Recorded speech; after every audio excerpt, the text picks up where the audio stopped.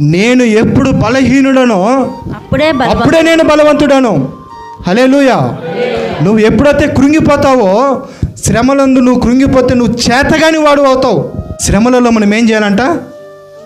బహుధైర్యము తెచ్చుకోవాలంట. నువ్వు ఎప్పుడైతే బలహీనుడవో అప్పుడే బలవంతుడవు. హల్లెలూయా.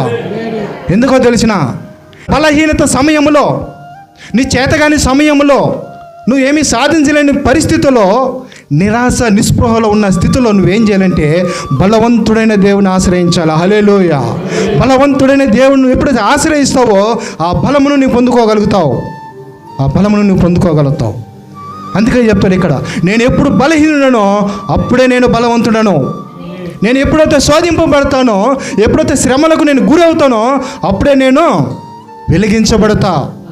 వెలిగించబడతా.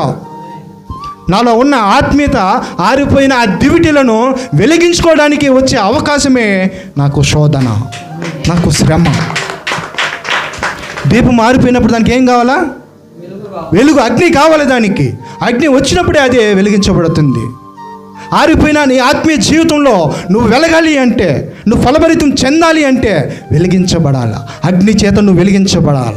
పరిశుద్ధ ఆత్మ అనే అగ్ని చేత మనం ఎప్పుడైతే వెలిగించబడతామో దేవునిలో మనం తేజోమయులం అవుతాం. హల్లెలూయా.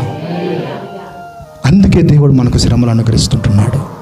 నిన్ను శ్రమ పెట్టేసి ఆయన చూస్తూ హ్యాపీగా కూర్చోవాలని దేవుడు ఎప్పటికీ అనుకోడు. ఈ లోకంలో మనం అనేక పరిస్థితులను బట్టి, అనేక వేదనలను బట్టి మనము ఏడుస్తూ ఉంటాం. ఎంతమందికి ఉంది అనుభవం? ఏడ్చే అనుభవం ప్రతి ఒక్కరికి ఉంటుంది. ఏడ్చినప్పుడు కంట్లో ఏమొస్తుంది? కన్నీరు వస్తాయి.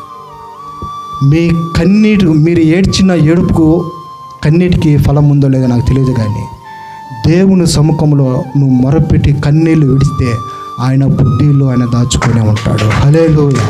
ఆయన బుడ్డిలో అంటే ఆయన బుక్కులో, ఆయన గ్రంథంలో ఆ కన్నీటికి ఒక విలువ ఉంది.